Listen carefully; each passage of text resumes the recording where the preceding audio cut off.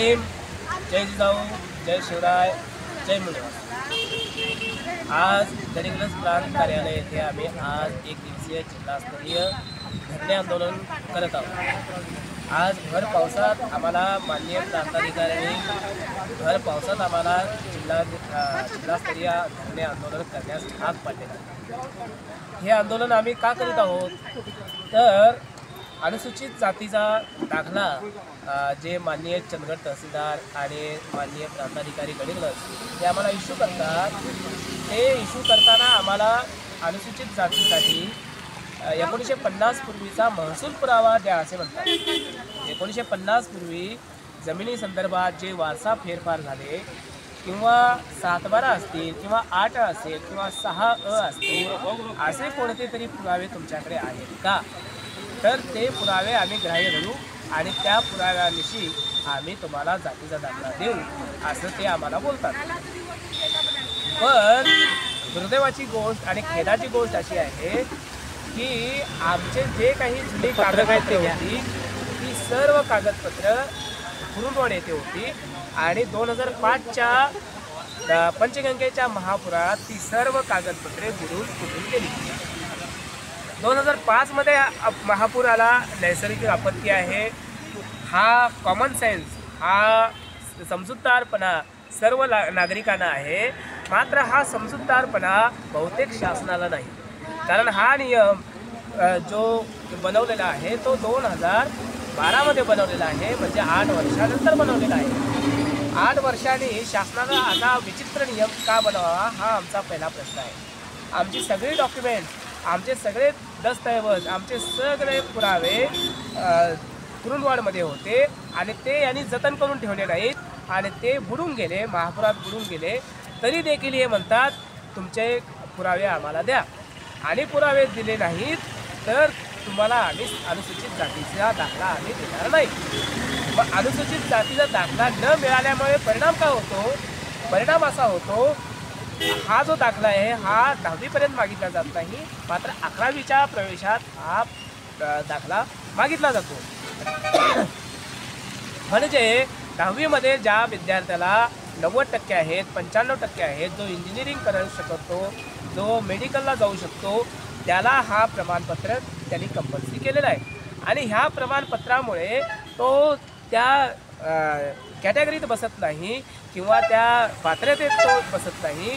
परिणामी त्याला जो इंजिनिअरिंग करत आहे, जो इंजिनिअरिंग करायला लायक आहे, पात्र आहे असा विद्यार्थी नाईलाजास्तव सायन्सला प्रवेश घेतो आणि 12वी नंतर जो मेडिकलला जाणारा विद्यार्थी आहे तो हे सर्टिफिकेट नसल्यामुळे नाईलाजास्तव BScला जातो। म्हणजे आमचा विद्यार्थी, म्हणजे अनुसूचित जातीचा माणूस डॉक्टर, वकील, इंजिनियर बनू शकणार नाही आणि बहुतेक हाच उद्देश या ब्राह्मणी व्यवस्थेचा आहे, पेशवा व्यवस्थेचा आहे। म्हणून आम्ही मी वॉल्टेर नाग, बहुजन मुक्ती पार्टीचा प्रभारी चंदगड तालुका आणि महासचिव लोकसभा चंदगड या अशी शासनाला एक सूचना करतो की तुम्ही हा जो म्हणजे तुमचा जो हलगर्जीपणा आहे, गलथानपणा आहे, हा लपवण्यासाठी आमच्यावर तुम्ही दोष ठेवण्याचं काही कारण नाही। आज आम्ही हे दुसरं आंदोलन करत आहोत, आज हे आम्ही दुसरं धरणे आंदोलन करत आहोत। हे जिल्हास्तरीय आंदोलन आहे आणि जर हे आंदोलन, ह्या आंदोलनाची दखल तुम्ही घेतली नाही तर बहुजन मुक्ती पार्टीच्या वतीनं हे आंदोलन पुन्हा आणखी तीव्र करण्याची मी स्पष्ट सूचना माननीय प्रांताधिकारी यांना करत आहे। जर हे आंदोलन ह्या आंदोलनाची दखल घेऊन तुम्ही आमच्या मागण्या मंजूर केल्या नाही तर मी तुम्हाला स्पष्ट जाहीर करतो की हे आंदोलन आम्ही तीव्र म्हणजे आमरण उपोषण किंवा साखळी उपोषण करून आम्ही हे आंदोलन करून आमच्या ज्या न्याय्य मागण्या आहेत त्या आम्हाला मंजूर करून आम्ही घेऊ। तुम्ही म्हणता शासनाचे काही नियम आहेत, अहो शासनाचे नियम आहेत। 2005 मध्ये महापूर आला हे तुम्हाला माहीत नव्हतं? 2012 मध्ये तुम्ही कसे काय नियम बनवू शकता? आणि विजया पांगारकर नावाच्या मॅडम आल्या इथं आणि त्यांनी आमची 28 गावं, चंदगड तालुक्यातील 28 गावे त्यांनी बेदखल केली। ह्या 28 गावांना आम्ही कोणतेही जातीचा दाखला देणार नाही। अरे वा, तुम्ही अधिकारी आम्हाला दाखला देण्यासाठी येता की आमचा दाखला नाकारण्यासाठी? काय गरज आहे तुम्हाला? असे कोणते अधिकार आहेत तुम्हाला आमच्या जातीचे दाखले नाकारण्यासाठी? संविधानानं तुम्हाला कुठे अधिकार दिलेत? किती अधिकार आहेत तुम्हाला?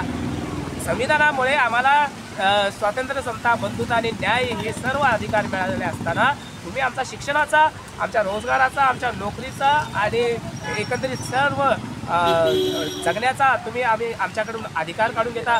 हे तुम्ही संविधान विरोधी काम करत आहात. पांगारकर मॅडम तुम्ही जिथं आहात तिथं मी तुम्हाला स्पष्ट संदेश देतो की तुम्ही हा आमच्यावर केलेला अन्याय आहे, जुलूम आहे. त्यानंतर शासनाची सगळ्यात मोठी विडंबना अशी आहे की काही पुरावे हे मोडी लिपीत मिळतात. ह्या मोडी लिपीचं वाचन आम्ही करायचं, त्या वाचकाचे हजारो रुपये आम्ही भरायचे. पुरावे तुमचे, रेकॉर्ड तुमचं, अभिलेख कक्षात आम्ही जायचं, मिळवून घ्यायचं आणि वाचनाचे पैसे आम्ही द्यायचे.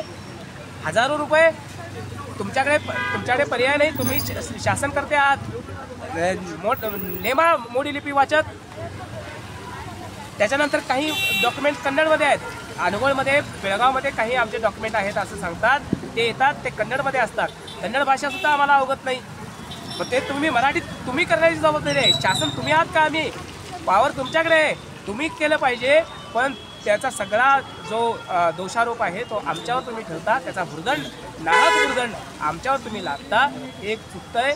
हे सांगण्यासाठी आम्ही बहुजन मुक्ती पार्टीच्या वतीनं आज गडिंग्लज येथे त्या भर पावसात आम्ही इथं उभा आहोत आणि बहुजन मुक्ती पार्टीच्या वतीनं हे एक दिवसीय जिल्हास्तरीय आंदोलन आम्ही करत आहोत आणि माननीय प्रांताधिकाऱ्यांना आम्ही आता भेटायला जात आहोत.